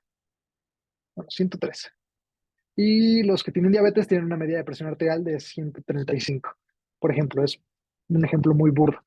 Y eso es algo que también les ayudaría mucho para al momento de visualizar relaciones rápidas entre sus variables. Si a lo mejor ustedes quieren probar la hipótesis de que la media de presión arterial es significativamente mayor en pacientes con diabetes que en pacientes sanos, a lo mejor primero ustedes, antes de hacer una prueba de hipótesis, que vamos a ver casi al final de este curso, a lo mejor antes de hacer eso, ustedes quisieran ver rápidamente si la media sí se comporta distinto. Y entonces ustedes podrían ver que, pues sí, a lo mejor sí, y a lo mejor sí vale la pena seguir con su hipótesis, o a lo mejor la media de pacientes con diabetes es 103 igual. Y entonces a lo mejor pensarían, pues a lo mejor seguramente no va a salir ninguna diferencia. Entonces es como una forma de visualizar rápidamente sus datos y relaciones que hay entre sus variables. Y esto aplica igual como todas las otras funciones de apply, aplica para cualquier tipo de función como suma, desviación estándar, la función rara que habíamos hecho. Entonces, aquí en este caso siempre va a ser mi índice de estratificación, va a ser la especie de flor. Entonces, si quiero sacar, por ejemplo, la suma de la longitud de pétalo según la especie de flor, lo puedo hacer. Después la desviación estándar de la anchura de sépalo, según el tipo de flor, lo puedo hacer. Y la función rara que había diseñado, según el tipo de flor, también lo puedo hacer. Y pues básicamente eso es lo que les quería mostrar con las funciones de la familia apply. Hay otras, pero creo que están un poquito más avanzadas. Lo voy a poner de una vez, como los extras avanzados, que son la función baply con V, baply, y la función reply, que también tienen algunas aplicaciones bastante interesantes, pero no tan comunes como las que les acabo de enseñar. Y como por cuestiones de tiempo, pues ya tampoco vamos a poder verlas. Estas se encuentran en los ejercicios 10 y 11 del paquetito de Swirl que Omar les había recomendado para practicar R. Y bueno, ahora vamos a ver rápidamente, muy rápidamente, los loops y algunos tips adicionales que también les quiero dar para automatizar las tareas en R. Aquí hasta el momento, ¿hay alguna duda de funciones, de manejo de bases y de estas funciones de la familia apply? Pues ahorita todo claro. Ok, entonces vamos a ver los loops que, bueno, disclaimer, yo no ocupo mucho los loops porque a veces son un poquito, bueno, ahorita vamos a verlo, pero los loops básicamente son como formas de hacer que una tarea se repita o se itere, que son como sinónimos, una cierta cantidad de veces hasta obtener un resultado deseado. Es decir, si yo quiero que una función se repita 5 veces, lo puedo hacer con un loop. Si quiero hacer que se repita 100 veces o 1000 veces, lo puedo hacer con un loop. Yo no lo uso tanto porque creo que con las funciones de la familia apply he tenido como más que suficiente para poder hacer como estas funciones automatizadas, pero de todas formas hay como instancias muy específicas en las que los loops sí pueden ser necesarios. Hay muchas personas que son muy, o sea, no utilizan estas funciones y son muy tradicionales y solamente utilizan loops. Y a lo mejor sus códigos no los entenderían si no supieran cómo funciona un loop, para qué sirve y cuáles son como los loops más importantes. Entonces, como yo no los utilizo mucho, los voy a ver así bastante rápido, pero sepan que existen y que a lo mejor en algunas situaciones específicas pueden ser útiles para los resultados que quieren ustedes obtener. Y entonces, básicamente, el que les voy a enseñar es el for loop, que como se puede interpretar es que para una variable, por ejemplo, x, o un vector, el vector, una variable y o una variable z, en una secuencia, y la secuencia puede ser un vector de números, por ejemplo, del 1 al 5, o una secuencia de caracteres, por ejemplo, las letras del abecedario. Entonces, para una variable en esa secuencia, vas a realizar una expresión específica. Es que pues no, solo es como un ejemplo, pero este sí les va a correr. Por ejemplo, para la variable x, en los números 1 al 5, 1, 2, 3, 4, 5, quiero que me imprimas x. Entonces, si haces esto, si tú especificas esto, bueno, y los for loops también funcionan escribiendo la llavecita al inicio y al final. Entonces, si tú especificas que para cada x en la secuencia 1 al 5, quiero que me imprimas x, lo que va a hacer es que te va a imprimir primero x igual a 1, después x igual a 2, después x igual a 3, x igual a 4 y x igual a 5. Lo vamos a correr para que vean. Entonces, aquí lo que hace es que primero te imprime x en caso de que x sea igual a 1, y así sucesivamente hasta el caso en el que x es igual a 5. Y yo puedo hacer esto, pero ahora lo puedo hacer elevando x al cuadrado. Entonces ahora me va a salir 1, 4, 9, 16, 25. Lo mismo. Me está imprimiendo x al cuadrado para cada uno de estos casos en la secuencia del 1 al 5. Si yo quisiera ponerlo en la secuencia del 1 al 100, y aquí a lo mejor es algo que es otra desventaja de los loops, que a veces pueden hacer que se traben un poquito las computadoras dependiendo de qué tan compleja sea la función que le estás pidiendo. Pues ya me lo manda, en este caso no se trabó, pero hay veces que sí me ha pasado que sí se traba. Me saca el x al cuadrado para la secuencia del 1 al 100, etcétera. Le voy a volver a poner 5 por si acaso. Um, y bueno, después vamos a utilizar otra vez Iris para poner otro ejemplito rápido. Y aquí otra vez les decía, voy a utilizar Iris, excepto, o sea, todas las columnas, excepto la columna 5. Esto es lo que estoy diciendo aquí, básicamente. Y quiero utilizar las primeras 6 filas, por eso pongo head, que es lo que me va a regresar todo esto, toda esta línea de código. Y lo voy a guardar en el objeto base 3. Entonces, si yo quiero, por ejemplo, combinar estas funciones de loops con lo que habíamos aprendido antes, como hacer funciones predeterminadas o hacer indexación de bases de datos, yo lo puedo hacer de la siguiente manera. Por ejemplo, quiero que para la variable x en la secuencia 1 al 5 me imprima la base 3 indexando la fila 1, después la fila 2, después la fila 3, después la fila 4 y después la fila 5.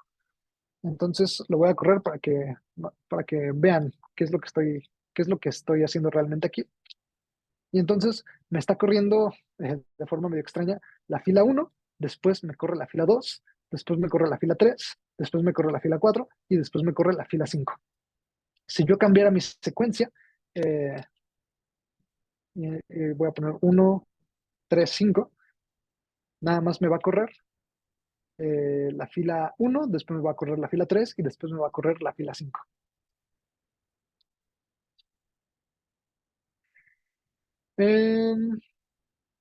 Y después, creo que esta es otra función que no les habíamos platicado. La voy a poner hasta ahorita, en un rato, hasta arriba de las funciones relevantes. NRow en una base de datos te va a decir cuántas filas tiene tu base de datos. Por ejemplo, si yo pongo NRow de base 3, mi base de datos tiene 6 filas. Y ncol te va a decir cuántas columnas tiene tu base de datos. En este caso, tiene 4 columnas mi base de datos. Ahorita lo copio y pego hasta arriba. Y esto es importante porque ahora yo quiero como darle un giro un poquito interesante. Quiero que ahora no me haga una secuencia del 1 al 5, sino que me haga una secuencia del 1 hasta el número de filas que tiene base 3. En este caso sería nrow 6. Entonces, si pongo esto, del 1 al nrow de base 3, va a ser la secuencia del 1 al 6. Pero, por ejemplo, si yo tuviera una base de datos como Iris, que tiene 150, esto sería una secuencia del 1 hasta el 150, por ejemplo. Y entonces quiero que para cada X en esta secuencia, del 1 al último número de la base de datos 3, quiero que me imprima, por ejemplo, otra vez la fila 1, después la fila 2, la fila 3, la fila 4, la fila 5, la fila 6, etc. Y yo, aquí es cuando se complican un poquito estas funciones. Por ejemplo, puedo hacer esto para Iris, que tiene 150, y pues me va a sacar la 150. Y puedo hacer alternativamente lo opuesto. Quiero ahora imprimir en vez de filas, quiero imprimir columnas. Entonces quiero que me imprima para cada X en la secuencia de 1 a ncol base 3, que es 1 al 4. Quiero que me imprima, por ejemplo, el resumen de la columna 1. Después que me imprime el resumen de la columna 2. Después que me imprime el resumen de la columna 3. Y así sucesivamente. Y entonces primero me imprime el resumen de la columna 1, después me imprime el resumen de la columna 2, el resumen de la columna 3, el resumen de la columna 4, etcétera. Así podría seguirme explicando el for loop hasta para siempre. Pero aquí les pongo una aplicación un poquito más tangible, que es ya combinando tanto la indexación como el for loop, como la creación de funciones predeterminadas. Entonces, aquí se supone que lo que quiero hacer, lo voy a correr para recordar qué es lo que hace esta función. Ah, sí.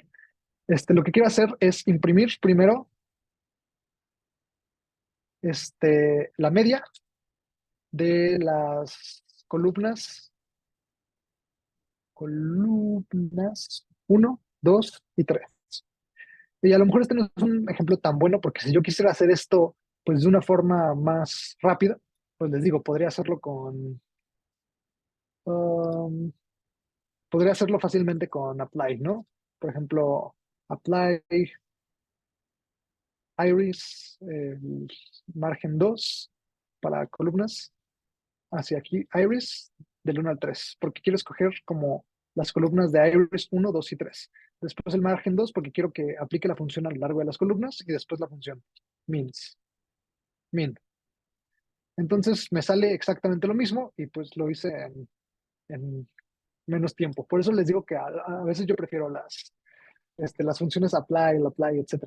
Pero bueno, a lo mejor no soy bueno para poner ejemplos de for loops, justo porque no los utilizo mucho, pero justamente yo hice una función que me permitiera imprimir la media de las columnas 1, 2 y 3 utilizando estos for loops. Entonces, algo curioso con las funciones for loops es que se tienen que sobreescribir los vectores. Por ejemplo, ahorita les explico esto de means que puse arriba, pero por ejemplo, estoy poniendo que para la variable x en la secuencia 1, 2 a 3, quiero que me cree un objeto que se llama, no, acabo de darme cuenta que para hacer el for loop se utiliza la función apply acá abajo. X, no importa. Quiero que me cree un nuevo objeto que se llame nueva media, en el que me obtenga la, la media de la columna X. Entonces, primero voy a obtener la media de la columna 2, después la media de la columna 3. Y después quiero crear un vector que se llame medias, que vaya escribiendo media más la nueva media. Después, como está iterándose o repitiéndose este proceso, después voy a volver a sobreescribir este vector, escribiendo media y la nueva media y la nueva media. Y esto es importante que esté acá arriba, means y vector vacío, porque si no lo pusiéramos, el código te diría al momento de que haces la primera iteración o la primera repetición, bueno, me estás diciendo que quieres sobreescribir el objeto medias con la media previa y la nueva media. Pero la media previa no existe, por eso estoy poniéndola aquí como un objeto vacío, como para engañar al sistema, como para decirle, bueno, la primera media es un objeto vacío, entonces pega el objeto vacío con la nueva media, después pega el nuevo objeto que ya no está vacío con la nueva media, y así sucesivamente. Y creo que si lo corro va a ser un poquito más, más ilustrativo, y al final quiero que me regreses este nuevo vector de objetos llamado medias. Entonces les decía que si yo corro todo esto, me va a regresar la media de la primera columna, de la segunda columna y de la tercera columna. Pero si ahora yo pongo, quiero que para cada variable x en la secuencia 1 a la... Lo que va a hacer es que me va a correr solamente las primeras dos medias, porque está corriendo esta media y le está pegando en este vector. Está corriendo otra vez esta media y le está pegando otra vez en este vector. No sé si me doy a entender. Es como una iteración para pegar, para ir creando el vector, como ir construyendo el vector de uno en uno. Entonces, primero creas esta media, lo pegas en este vector. Después creas la segunda media, que es la que corresponde a x igual a 2, y lo vuelves a pegar en este vector. Después la tercera media y lo vuelves a pegar en el mismo vector. Y después la cuarta media y lo vuelves a pegar en el mismo vector. Es como si fueras construyendo el vector de uno por uno. Es a lo que me refería. Y entonces es como si primero o sea, no podemos verlo como en tiempo real el proceso, pero si lo pudiéramos ver en tiempo real es como si primero me sacara la media de sepal length y lo pegara aquí. Después me sacara la media de sepal width y lo pegara aquí. Después me sacara la media de petal length y lo pegara aquí. Y por último esta media y lo pegara aquí. Déjenme ver si hay una forma de ir viendo este proceso en tiempo real.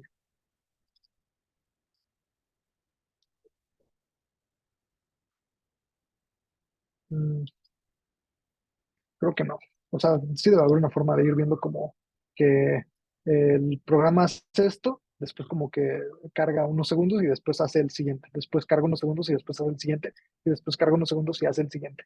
Y al final el resultado es pues que te va a arrojar un vector con los cuatro después de que ya después de que ya repitió este proceso cuatro veces. Pero básicamente eso es lo que hacen las funciones, digo, las asas de loop con la función for, que es para cada variable en X secuencia, quiero que me repitas un proceso, el número de veces que especificas en esta secuencia. Y ya, básicamente eso es lo que hace la función for. Y después, a lo mejor una función un poquito más amable y más aplicable a los contextos de manejo de bases de datos que vamos a ver en las siguientes clases, es la función if-else, que es una función, recordemos que aquí tengo mi índice de masa corporal que había obtenido con mi función especificada, y entonces mi índice de masa corporal es esta serie de números, 24, 23, 23, 23, 23, etc. Entonces, como ninguno de estos es mayor a 25, porque creo que eran todas las pacientes de esa base de datos eran pacientes sanas, entonces aquí como que hice un ligero cuchareo de datos, nada más le agregué IMC más 2 para que hubiera algunos que sí tuvieran IMC mayor a 25, para que se entendiera bien para qué sirve la función if-else. Entonces, nosotros sabemos que un IMC mayor a 25 se puede traducir clínicamente como sobrepeso. Entonces, si yo le pongo IMC2, que es mi variable cuchareada, mayor o igual a 25, que es una función lógica, no lo corrí, mayor o igual a 25, me va a aparecer que este es true, true, true, true, true. Esto quiere decir que las primeras 5 participantes de mi ejemplo hipotético sí tenían sobrepeso y las demás no. Entonces, la función if-else sirve para arrojar una condición lógica, en este caso IMC mayor o igual a 25, y la función te va a regresar, si sí se cumple la función, te va a regresar un valor que tú especificas, y si no se cumple la función, te va a, aquí a normal. Si no se cumple la condición lógica, te va a regresar otro valor que tú estás especificando. Por ejemplo, quiero if-else. If-else significa como en caso contrario. Eso sería como una traducción literal. Entonces, haciendo es que le estás dando una condición lógica. Si es true, quiero que regreses el carácter overweight o sobrepeso. En caso contrario, por eso se llama if else, quiero que regreses el carácter normal. Entonces, si yo corro esta función, me va a regresar 5 overweight y 10 normal. Y entonces, si yo guardo esto en una variable, var1, en overweight y normal le voy a poner 1 y 0, que es como la convención de lo que se hace en medicina en manejo de bases de datos. Me va a regresar exactamente lo mismo, pero ahora en vez de overweight y normal, me va a regresar unos y ceros. Lo voy a guardar en la variable var1. Y adelantándome un poquito a cosas que vamos a ver en siguientes clases, la función table te permite saber en una variable como contar cuántas son de una clase y cuántas son de otra clase. Entonces yo le pongo table de la variable 1, var1, me va a regresar que hay 0 casos, hay 10 casos que no tienen sobrepeso y hay 5 casos que sí tienen sobrepeso. A lo mejor bueno, no, o sea, sí va a quedar claro así, pero a lo mejor se ve mejor ejemplificado si lo pongo como overweight y normal. Así está, ahora sí. 10 casos con peso normal y 5 casos con sobrepeso. Y si yo quiero aplicarlo, por ejemplo, ahora para Iris, quiero que mi condición lógica sea que la longitud de ese palo sea mayor o igual a 6.5. Entonces yo corro esto así normal, voy a ver que hay algunos trues, hay algunos false, etc. Entonces quiero que si sí es mayor o igual a 6.5, me regrese el carácter long, de que tiene ese palo largo, y en caso contrario, me regrese el carácter short. Y lo voy a guardar en la variable 2. Y eso es justo lo que va a hacer esta función. En algunos casos va a ser long, en otros casos va a ser short. Y si yo tabulo esta variable, me va a aparecer que hay 35 casos con sépalos largos y 115 casos con sépalos cortos. Y esto, pues como pueden ver, también se puede aplicar para cualquier otra condición médica como que tenga puntos de corte específicos como diabetes, hipertensión, concentraciones específicas de algún marcador cancerígeno, etcétera. Entonces, esa es como otra de las funciones que va a ser muy importante para el manejo de bases de datos que van a ver con el doctor Neftali, la siguiente clase. Eh, y ya, estos loops. Este loop es el que les decía que no utilizo mucho, pero esta función if else sí la utilizo mucho y es bastante útil desde mi punto de vista. Y creo que ya, eso es todo, como de manera formal de la clase. Pero había algunos tips adicionales, como unos hacks que les quería compartir. El primero es los menús en R, que como pueden ver me ayuda a organizar mejor mi código. Y los menús en R, además se puede como navegar este menú en esta pestañita de aquí abajo. De aquí abajo, los menús en R se pueden sacar utilizando 4 símbolos de gato, más texto, más 4 símbolos de gato. En este caso son 4 símbolos de gato, 4 símbolos de gato y en medio todo el texto. En este caso puse los guiones para que se viera un poquito más bonito, pero no son necesarios. O sea, puedo ponerlo así y aún así sigue funcionando el menú. Y algo muy útil es que, déjenme abrirlos todos para que vean cómo se colapsan. Algo muy útil es que si están en Mac, si ponen comando más opción más O, se puede colapsar todos los menús al mismo tiempo. Y es algo como si a lo mejor a veces están muy abrumados porque tienen mucho código, nada más cierran todos los menús y a lo mejor eso les ayuda a organizarse mejor en dónde se habían quedado, por ejemplo. Si están en Windows, la verdad no sé si funciona, supongo que sería como Control Alt O. Después el segundo tip es el nombre de las variables, o sea, como qué nombres les deben de poner a sus variables.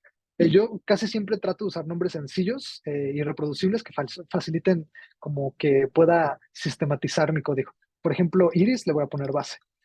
Y algo que no les recomiendo mucho es que, por ejemplo, si van a hacer un subset de Iris, por ejemplo, que quieren que Iris quedarse nada más con las especies que sean cetosas. Y aquí le pongo la comita porque están eligiendo filas. Es algo que ya habíamos visto hace rato. Entonces, si pongo esto, les va a regresar una base de datos que nada más tiene iris, que son especies setosa. Y después virgínica y después versicolor. Lo que no les recomiendo hacer es irse súper específicos a los nombres de las bases de datos. Por ejemplo, poner base-especies-cetosa, bases-especies-virgínica, etcétera. Porque a lo mejor sí les ayuda a orientarse mejor sobre cuál es el objeto que están manejando, pero si están manejando volúmenes muy grandes de datos, a lo mejor esto les va a resultar un poquito contraproducente. Ahorita van a ver por qué. Lo que les recomiendo es que sean nombres sencillos y fáciles de reproducir, de modificarse unos con otros. Por ejemplo, base 1, base 2, base 3. Y esto lo digo porque, por ejemplo, imagínense que alguien les pide encontrar la media de la longitud de ese palo. Después no los corrijo. Después la desviación estándar igual de la longitud de sépalo y ver cuántas flores tienen una longitud de sépalo mayor o igual a 5.5 con flores setosa. Y después, como de la nada, les dicen, bueno, ahora hazlo con virgínica. Entonces, si hubieran guardado sus nombres así, pues tendrían que ir como cambiando nombre por nombre. Y en cambio aquí pueden hacerlo nada más cambiando el 1 por el 2, por ejemplo. Y si quieren ir un paso más adelante, en vez de estar cambiando los nombres manualmente, porque igual esto se puede prestar a errores, a lo mejor se les pasa uno y esto no se dan cuenta que no lo cambiaron y siguen diciendo que es virgínica cuando seguía siendo versicolor, y ven que la diferencia es mucha. Entonces, si quieren ir un paso más adelante para sistematizar este tip, es que en R, con los comandos comando más F en Mac o control más F en Windows, pueden abrir este menú de aquí arriba de encontrar y reemplazar. Entonces, esto reduce el riesgo de cometer errores, por ejemplo, que se les pase un 1. Entonces, van a seleccionar todo el código que quieran modificar, van a poner, ahora sí, comando F, y aquí van a ver que sale una palomita que va a especificar que solamente van a encontrar y reemplazar los términos en la selección de texto que acaban de hacer. No se los recomiendo, o sea, siempre traten de escoger el código en el que van a hacer esta acción, porque si no lo hacen y no les aparece esto de InSelection, corren el riesgo de que se cambie todo el código y eso pues podría ser igual contraproducente. Entonces selecciona el código que quieren ustedes modificar, control F, y entonces ahora en vez de base 1, ponen base 2. Y le ponen aquí replace en caso de que lo quieran hacer uno por uno, o si lo quieren hacer todos de una vez,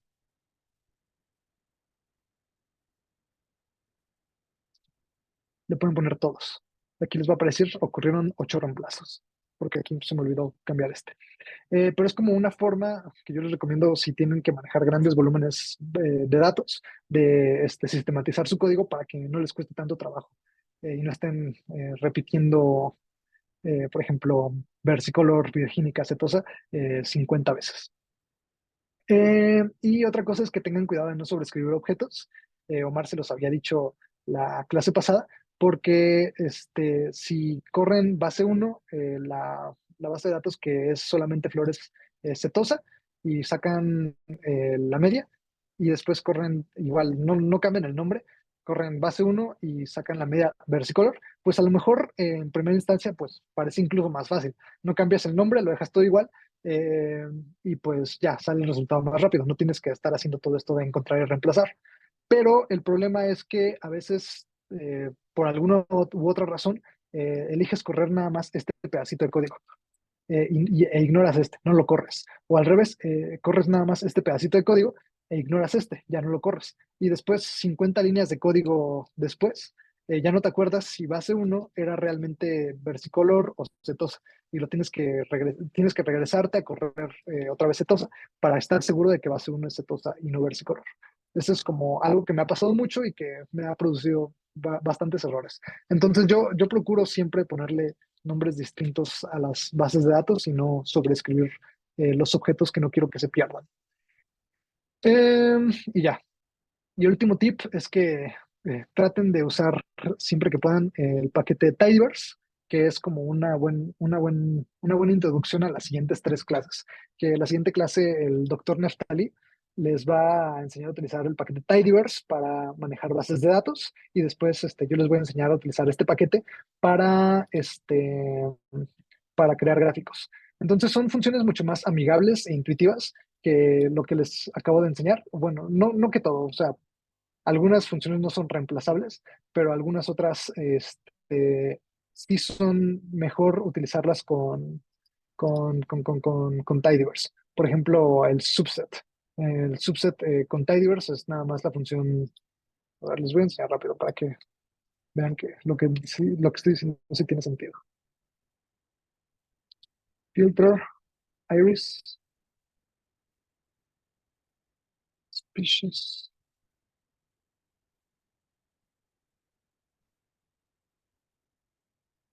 Esto y esto me dan el mismo resultado, pero a lo mejor para algunas personas la función de abajo es un poquito más intuitiva porque no tienes que estarte acordando de si pongo la coma primero o después me selecciona columnas y filas, por ejemplo, y nada más tienes que preocuparte por saber que las especies tienen que ser versicolor y la base de datos es iris, por ejemplo. Es un ejemplo. Pero de todas formas, les digo, es súper útil que siempre sepan y siempre tengan presente cómo utilizar RBase, porque es algo que, pues, a lo mejor no siempre van a tener estos paquetes de Tidyverse a la mano. Y saber todas estas funciones, especialmente estas tres, siempre va a ser bastante útil. Y aquí les dejé en el código que les voy a compartir algunas cosas extras que pues, son bastante avanzadas. Les dejé como referencias o dónde pueden consultarlo, porque en caso de que se sigan dedicando a esto, eventualmente se van a topar con estos problemas, como manejo de texto en R. Y aquí les dejé algunas referencias de cómo pueden lidiar con estas expresiones de texto, etcétera. Y pues ya, eso es todo. Perdonen si me pasé 7 minutitos. Perdónenme la vida.